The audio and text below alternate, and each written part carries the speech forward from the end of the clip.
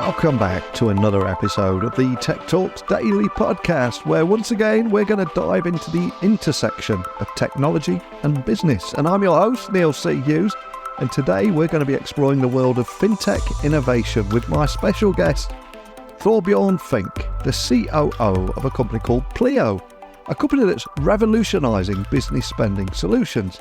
And in our digital era, I think managing expenses and business spending can be a complex, time-consuming task for companies. So today, I want you to stay tuned because we're going to uncover the story behind Denmark's fastest ever unicorn. They're valued at an impressive $4.7 billion. So buckle up and hold on tight as I beam your ears all the way to Copenhagen, where today's guest is going to tell us all about the story behind Pleo and how it's shaping the future of business spending. So a massive warm welcome to the show. Can you tell everyone listening a little about who you are, your origin story, and that path that would lead you to Pleo? Absolutely, happy to, and thanks so much for having me. Well, my name is Thorbjørn. I'm Danish. I work as COO for Pleo. In my previous life, I almost want to say, I worked in the financial sector. So I have a background within finance, worked a couple of years in private equity, moved to become an advisor at Goldman Sachs in investment banking, and then moved to the other side. Started working for a big publicly listed company as an operator, working for the COO of that company for a few years, and did various projects. And then I was like, suddenly I think about around Christmas time, thinking, what should I do going forward? And I was like, okay, I've been an investor, I've been an advisor, and I've been working in a large corporation. It's time to try something completely different. And then by coincidence, I got a LinkedIn message from one of the founders of Pleo. And the rest is history. I joined 7-8 years ago now. Fantastic. And just to set the scene, for anybody that's tuning in anywhere in the world, hearing about Pleo for the very first time, you do have, I think your tagline is smart company cards, automated expense reports, out-of-pocket expenses. It's just one solution for all of your company spending. But for anyone that is hearing about it for the first time, can you tell me a little bit more about Pleo's operations around the globe and what it is that makes it a little bit different from everything else out there? Oh, absolutely. So Pleo is, it's all about solving, you can say, outgoing payments for companies. Yeah. Really trying to make the working lives easier for employees and managers in companies and for finance departments in companies. So what we're all about is trying to automate things that are very manual today. Maybe you're familiar with, doing an expense report, or maybe you're a manager who approves an expense report, or a finance person who sits with all the mess when these expense reports come in and are lacking some details or receipt or whatever. And this is essentially what we're about, trying to solve and automate in a safe and secure way how companies can get about buying stuff for work in a smart way.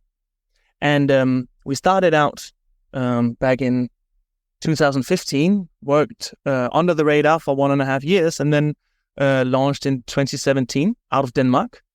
And since then, we've tried to go to different markets. The first market we went into was the UK. And now, fast forwarding 7 years or so, we are live in 16 different markets where we offer our solution to small and medium-sized businesses who wants to automate manual stuff, who wants to empower their employees to buy stuff but still stay in control. That's I guess what we're doing. So we're live in 16 markets in Europe and still growing month by month. And we have essentially operations a little bit across the globe, you can say. At least we have employees who are spread across the globe because we run a very decentralized workforce where some people who want to work in an office, they work in an office, and we have 7 of those across Europe. But people who want to work remotely are fully empowered to do that too. And one of the things that put you on my radar is you are a fintech company that has scaled across 16 different markets, and it's phenomenal what you've achieved. And I'm curious though, were there any friction points that you experienced when scaling across these different markets? Because I think your story will be incredibly valuable to any other startup founders listening in the fintech industry? We've seen the same challenges as most other scale-ups. So whether you scale in terms of the customer segment, you want to go up market maybe, or you expand your product portfolio, or you expand internationally like we've done. I think we're faced as founders and entrepreneurs and leaders, we're faced with some of the same challenges time and time again. For us in our space, it's very much around, understanding the customer and the regulatory setup for the customer in each of the markets that we're going into. But on a more general level, and what I think, listeners can probably sympathize with, is when you go abroad or when you internationalize your business, how to attract and retain talent has by far been the biggest challenge and continues to be the biggest challenge for us. Finding the great people and make sure that you retain them, that is really difficult when you go into a new market, because you have very little brand recognition, right? Your employer brand is not strong when you go into a brand new market. So that is always a challenge, and probably the biggest challenge, I think, for us on a more general level, I would say. Yeah, and I would say that I think for most people listening, when they think of fintech, especially being one of the most regulated industries out there, it doesn't lend itself to rapid expansion. No, how did you manage that? Yeah, so one thing, as I mentioned before, is like more on a general level.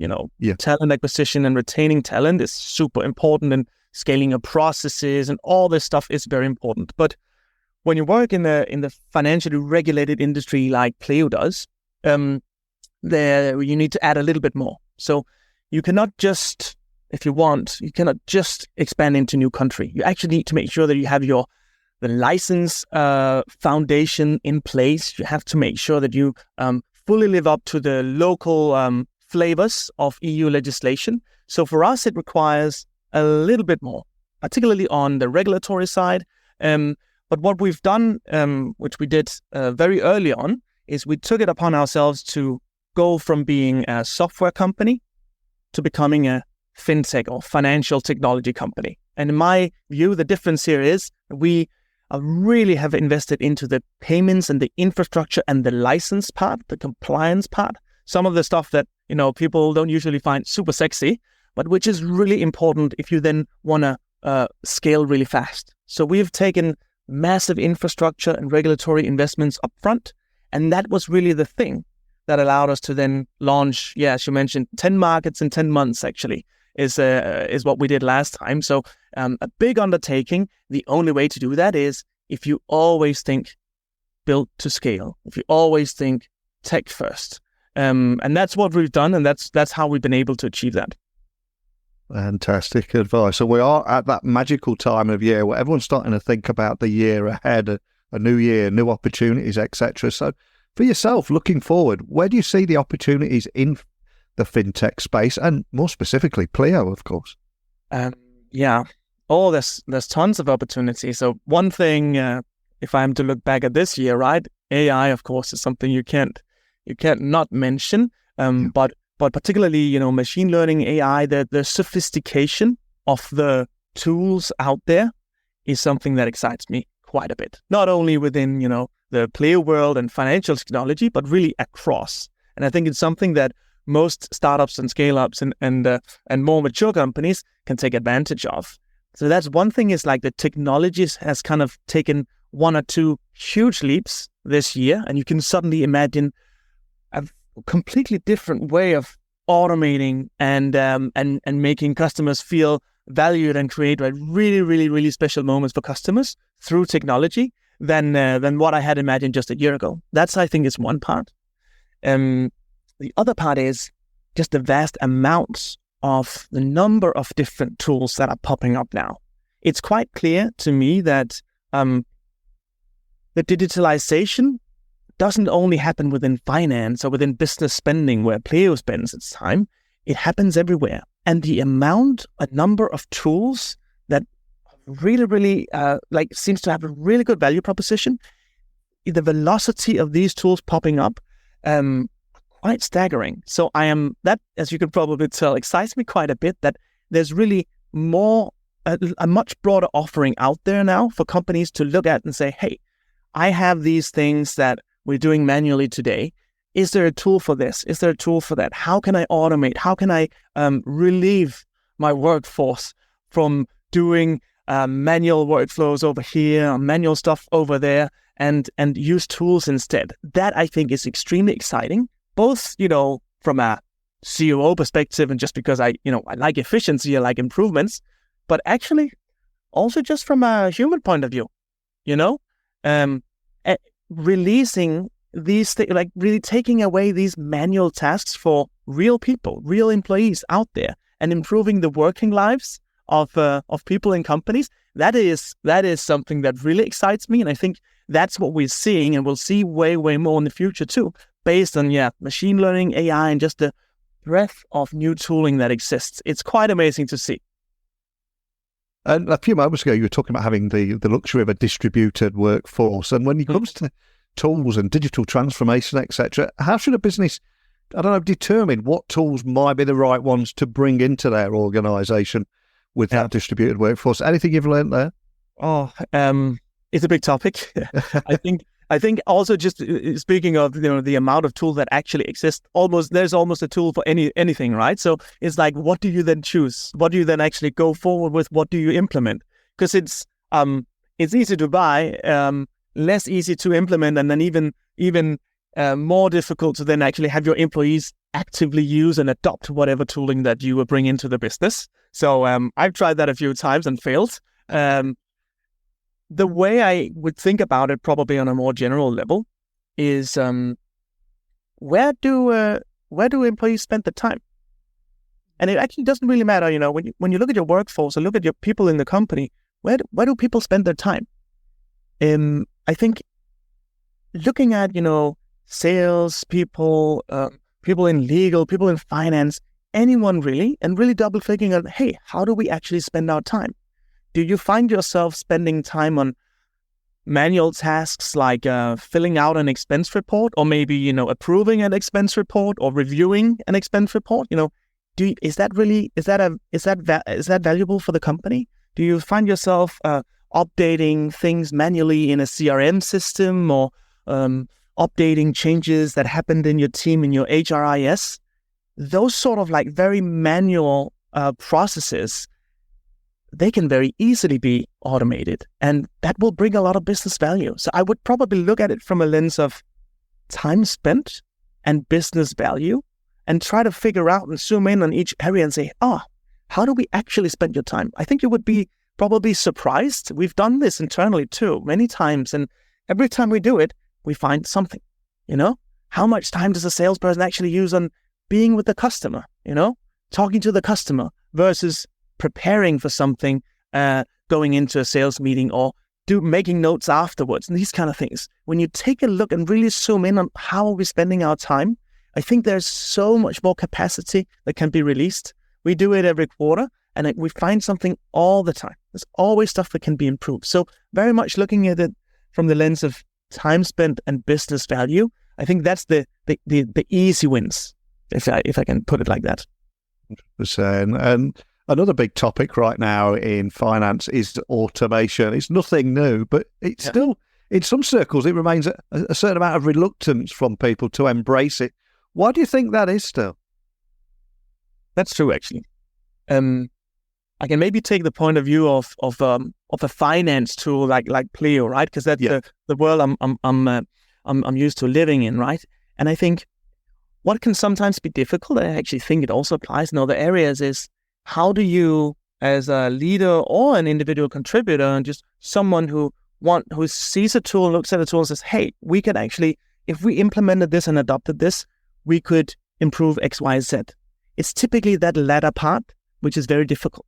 Translating what it is that you want to achieve in terms of business value through automating this process, right?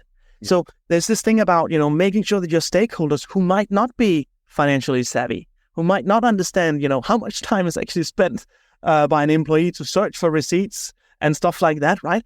But really focusing also being able internally to translate what it is you want to achieve into business value for your stakeholders. I think that is a big unlock to make sure that, hey, this is why I want to adopt this or that. I think that's one part. And then I think if you then zoom in on the finance area, and I have this a little bit too, at least not so much more maybe, but at least in the past I did this thing about if I automate something, I lose control. I kind of like, getting the reports and sitting there with my pen and going through and seeing, okay, check. I feel like sometimes if I automate something, a process, I lose control.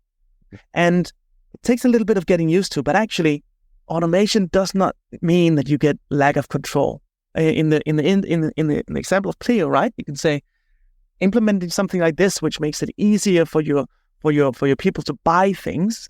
It could seem like, oh, you're giving away power and control, but actually it's the opposite. You do empower an employee to buy whatever he or she needs. However, with a tool, you automate the manual processes and you're able to spend your time on what really matters. So you can actually see the data in real time and understand how are our purchase patterns, what is it that we're doing wrong, and really set policies and more sort of restrictions and frameworks for how people can use the tool. And that holds so much more value than sitting, every quarter with a huge stack of expense reports and sitting just giving it the rubber stamp. Because honestly, you don't remember if the expense report is 7 weeks old. You don't know if the 26th was a Friday or a Saturday. You don't know if that red wine was, at the right price, or if there was another one at a lower price. So automating things does not mean that you lose control. Actually, it means that you minimize human errors and that you can spend your time on what really matters. Great points there. And of course, many companies still wait too long to address the scaling of the front and back office with new technologies. And as a result, they end up exacerbating the inevitable growing pain when they try to scale. So what do you think are the key drivers to transform and future-proof finance departments within a business? Because it's something you've got great experience with at Pleo. I'm interested to see what you would advise here. Yeah, and it's also a media topic, Neil. Future-proofing, right? It's difficult because things change so rapidly. Yeah. And I think we have to live with, we just have to acknowledge that we can't really future-proof, but we can maybe build a scalable foundation. I think that is at least the mantra we are trying to drive, and the sort of narrative we're trying to drive internally is, let's build for scale. Let's try to build a foundation that is solid, and then so that we can apply these new tools whenever they become available. We don't know how the tech stack will look in 3 years, right? But we can maybe prepare our data and maybe prepare our processes and systems in a way so that we can very easily try out something new. I think that's probably the best way of somewhat future-proofing, because finding a tool now which will last in the next 12 years, I think that is challenging, and it's very, I'm not sure that's possible. But making sure that then at least your data is structured and your processes are clear, you know who does what. I think that is the way to be able to adopt new tooling when it becomes available, and to make sure that you can test something out and also say, hey, this tool is not for me. We tried it out, doesn't really work, and then you can try something else. But I imagine a future where, there's a wide variety of different tools that have great user experience. One tool that's great for this, one tool that's great for that. But the key here is to make sure you choose the tooling that where they can speak to each other.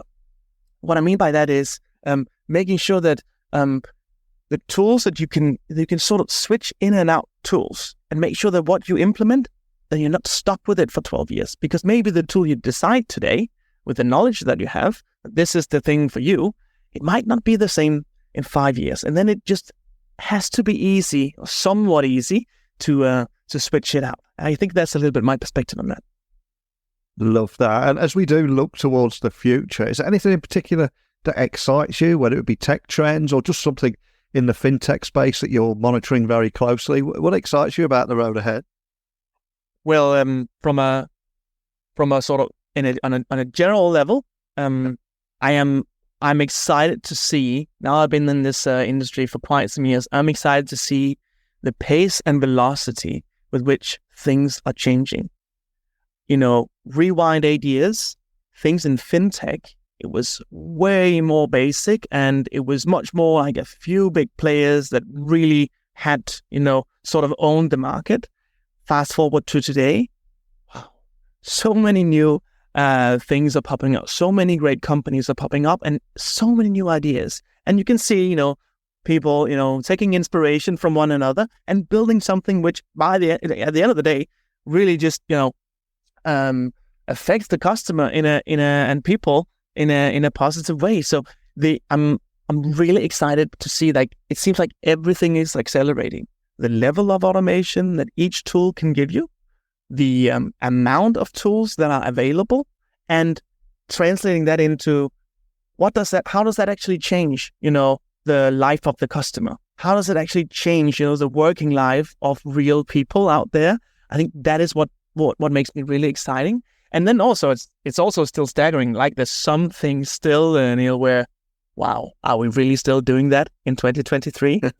Are we still keeping our receipts from this business meeting, or doing out-of-pocket expensing? Are we really still like uploading files and writing who was I with on this business trip? These kind of things. Sometimes I'm also like a bit surprised that we're a little bit left in the Stone Age on certain areas, and that's basically what we're trying to solve at Pleo. Fantastic. And for anyone listening that would just like to find out more information about Pleo, how it might be able to help them or their business, where would you like to point everyone listening to now? Please go to our website. So it's pleo.io.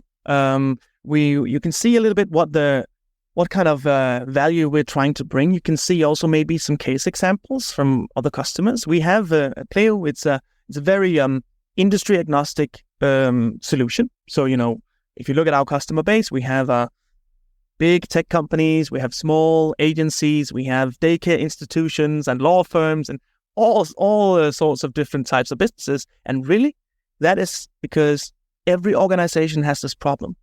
You need to pay for something, an invoice, you need to pay for a business trip, whatever it is, it's painful. Maybe you don't have the means to pay, you need to pay out of pocket. Maybe you do have a corporate card, but you then need to file some sort of report and show it to your manager, all this stuff that you're very familiar with, and which is extremely painful. But the Pleo solution is out of the box, easy to implement. It works for a daycare institution as well as a law firm. So take some inspiration maybe from the website and see if you can find a case study or something that intrigues you. If not, always reach out on our chat. We are there 24/7 and happy to see if maybe the solution is for you or maybe it's not. Totally fine either way. Fantastic. Well, I'll get links added to the show notes so people can find you nice and easily. And I've just loved hearing the story behind Denmark's fastest ever unicorn, valued at something like $4.7 billion right now. So I urge anyone listening to check it out. And just a big thank you for joining me on the podcast and sharing that story. Or should I say, I will raise my glass of glug to you and say, Skål, my friend. Thank you so much, Neil, and thanks for listening. Thanks for having me on.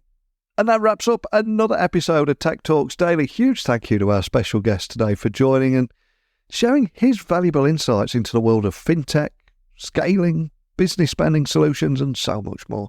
We did cover a lot of ground, from the challenges of scaling a fintech company across multiple markets to the importance of automation in finance across any business in just about any industry. And remember, whether you're a startup or an established enterprise, embracing technology like Pleo can transform how you handle finances, leading to greater efficiency and control. You don't have to let go of control. So thank you so much for listening, and don't forget, join me again tomorrow. I'll be back bright and early tomorrow, and we'll have another discussion on how technology is solving real-world problems in business and our everyday lives. But until then, keep innovating, keep pushing the boundaries of technology. Message me, techblogwriter@outlook.com, or Twitter, LinkedIn, Instagram at Neil C. Hughes if you'd like to ask a question or just pop over and say hello.